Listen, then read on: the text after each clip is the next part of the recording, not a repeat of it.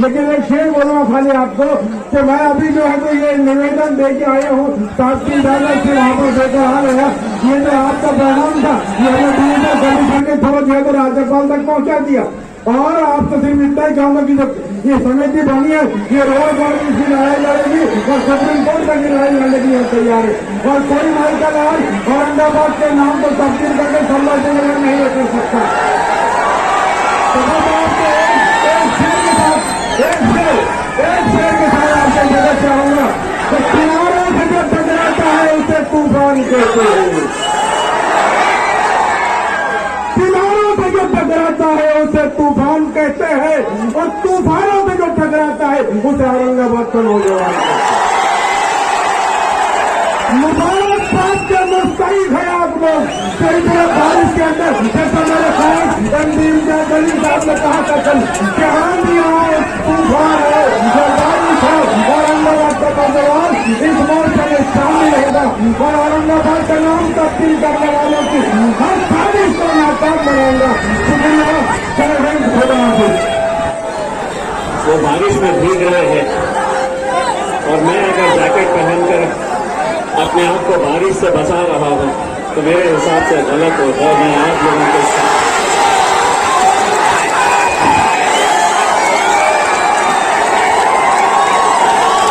अगर धूप आएगी तो हम साथ धूप में खड़े रहेंगे।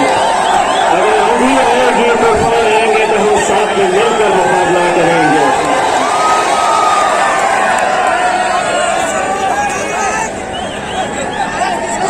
अभी कुछ लोगों ने पत्रकारों ने मुझसे सवाल किया कि आपकी पार्टी के झंडे नजर नहीं आ रहे हैं। मैंने उन्हें जवाब दिया कि तमाम राजनीतिक पार्टियों के झंडे से ऊंचा अगर कोई झंडा है तो वो मेरे देश का झंडा है। वो मेरा तिरंगा है जो आज मुझे ये इख्तियार देता है कि इस मुल्क के अंदर मैं सरकारों के खिलाफ भी आवाज उठा सकता हूं। आज डॉक्टर बाबा साहब अम्बेडकर जी के पुतले से हमने इस जुलूस की शुरुआत की। किसी ने पूछा कि कितने लोग आएंगे। मैंने कहा कि कितने आएंगे मायने नहीं रखता है, लेकिन इम्तियाज जलील ने जो पहले वादा किया था कोई आए ना आए मैं अकेले खड़े रहूंगा तुम्हारी आंख में आंख डालने के लिए। बारिश आ रही है, लोग आएंगे। आज अल्हम्दुलिल्लाह मेरे नौजवानों, मेरे शेरों, पूरे टेलीविजन चैनल्स के ऊपर तुम्ही लोगों को दिखाया जा रहा है। ये अल्हम्दुलिल्लाह उस इत्तेहाद की ताकत है, उस इत्तेहाद की ताकत है जिसकी वजह से आज अल्हम्दुलिल्लाह इस मुकाम के ऊपर अगर हम आकर खड़े रहे तो अच्छे अच्छे गैरों को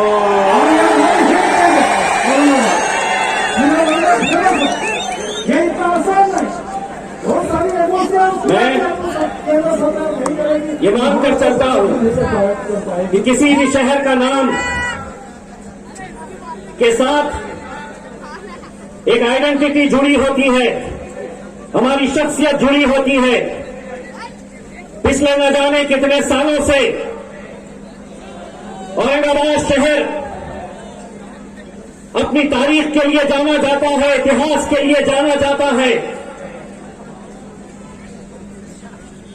यहां के सूफी संतों की वजह से औरंगाबाद शहर जाना जाता है। और महज 30 साल पहले बाबा साहब ठाकरे आए और उन्होंने कहा कि ये शहर का नाम हमें बदलना है। पिछले 30 सालों से अपने राजनीतिक रोटियां सेकने का काम अगर किसी ने किया तो यही वो शिवसेना, यही वो भारतीय जनता पार्टी जिसने शहर के नाम के ऊपर अपनी सियासी रोटियां सेकते आए हैं।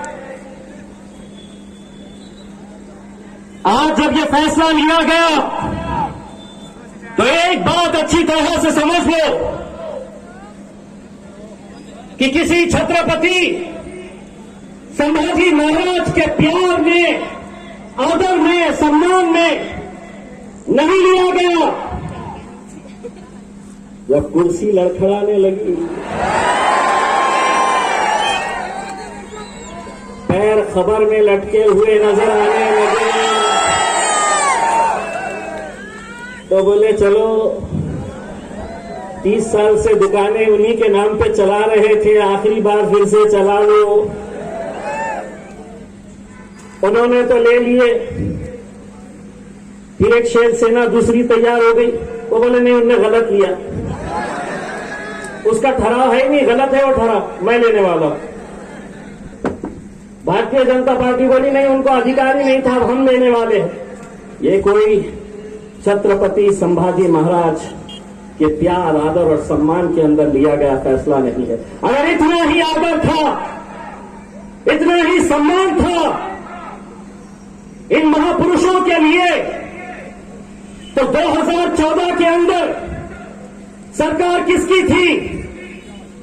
यही शिवसेना की, यही भारतीय जनता पार्टी की। अगर लेना चाहते तो उस वक्त ले सकते थे, लेकिन जब कुर्सी डगमगाने लगी तो ये फैसले ले लिए और ये समझ लिए कि अब हमने फैसला लिया है तो अब हर एक को मानना पड़ेगा। ए सुनो, ए सुनो, और सुना भी लो अच्छे तरीके से।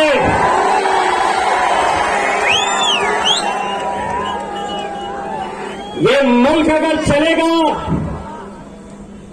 तो बाबा साहब अंबेडकर के संविधान के हिसाब से चलेगा।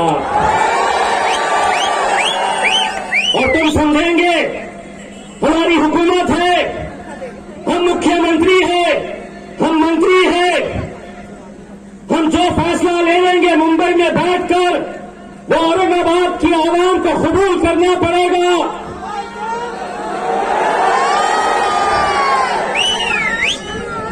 अरे दो बाबा,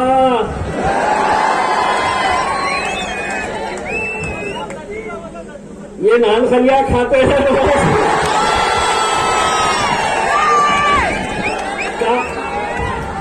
क्या हमारे चक्कर में पड़े हैं साहब।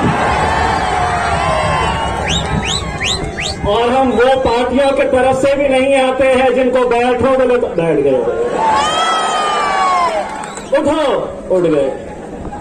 अब जब हमको बोलते हैं बैठो तो हम बोलते हैं चल बैठ गए, बैठ गए। और सिर्फ यही नहीं बोलते, पार्लियामेंट के अंदर दो है। असद भाई का जब भाषण होता है मैं पीछे जाकर बैठता हूं, कोई सामने से बोलता हूं तो मैं पीछे से बोलता हूं बैठ रे बैठ। तो वहां पे हम नहीं डरते हैं तो तुम यहां पे हमें डराने के लिए निकले हैं। अगर तय करेंगे तो मेरे औरंगाबाद की आवाम तय करेगी। बोले यहां तो पूरे मुसलमान ही दिख रहे हैं करके, इतने सारे बोल के गए, सब अब्बा थे ना।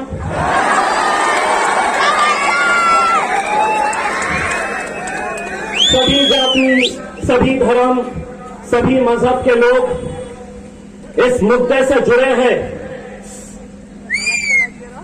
आपलं नाव काय? ही जी माझी बहीण उभी आहे, तिचं नाव रुखसाना नाही आहे, रेखा आहे, रेखा। ए बाबांनो ऐकून घ्या,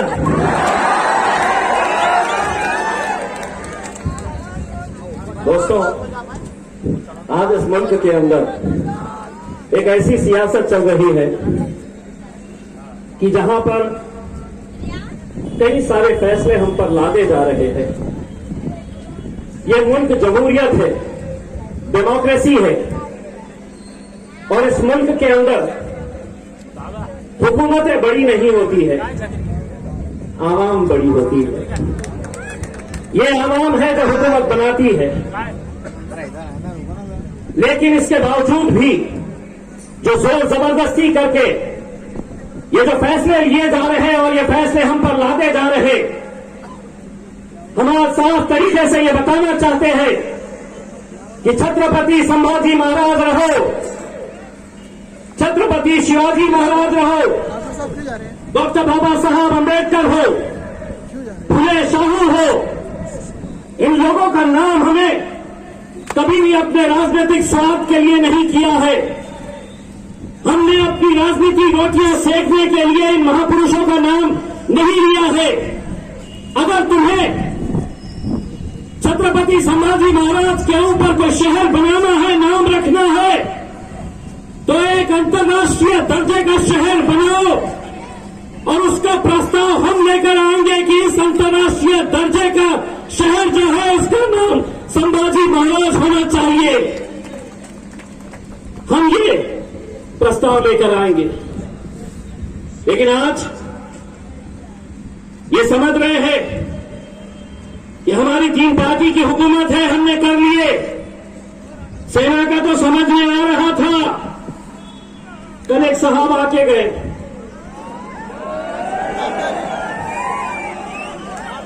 दो दिन रुके। जब ये ठराव पास हुआ तो बोले नहीं, ये जो फैसला लिया गया है ये सर्वसम्मति से लिया गया है। हम भी थे उसमें, लेकिन फिर हुआ क्या, यहां के जो है ना पूरे भागे उनके पास। बोले साहब नाम का तो पता नहीं, हमारी दुकान बंद हो जाएंगी, कुछ तो करो। तब वो आए, पहले बोले सर्वसम्मति से हुआ, फिर कल बोलकर गए नहीं हमको तो पता ही नहीं था क्या हुआ, हमको मालूम ही नहीं क्या हुआ करके। तो मैंने उनका वो भाषण और उनका ये भाषण दोनों को जोड़ा, मेरे फेसबुक पे डाला और उसके ऊपर लिखा, शरद पवार जी झूठ बोले।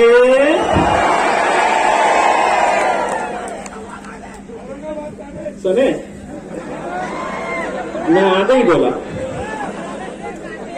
अब नहीं सुने तो उनको सुना दो कि हम वो नहीं है तुम जो बोलेंगे बैठो तो बैठ गए, उठ गए तो उठ गए।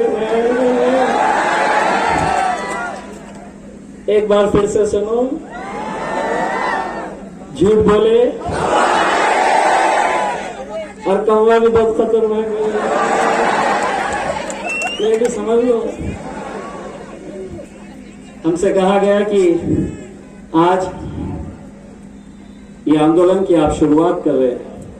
मैं साफ तरीके से दोस्तों ये बताना चाहता हूं कि इस शहर के अंदर रहने वाले कई सारे जाति, धर्म और मजहब के लोग हैं जो इस बात की मुखालिफत कर रहे हैं। हम साफ तरीके से ये कहना चाहते हैं कि हम अगर औरंगाबाद की मांग कर रहे हैं तो कहीं पर भी हम छत्रपति संभाजी महाराज का अनादर कर रहे हैं, उनकी हम कहीं उनके खिलाफ जा रहे हैं, ऐसी बात नहीं है। एक शहर 350-400 साल पहले क्या हुआ है, उन मुद्दों को बार बार निकालना, हमें आगे जाना है। आज इस शहर के अंदर नौजवानों को रोजगार चाहिए। अभी 4 दिन पहले मैंने एक जॉब फेयर रखा, ताजु होगा आप लोगों को। 8,000 बच्चे उसके अंदर आए कि हमें नौकरी दो। शर्म आनी चाहिए उन राजनीतिक पार्टियों को। जब नौजवान मेरे शहर का चेहरा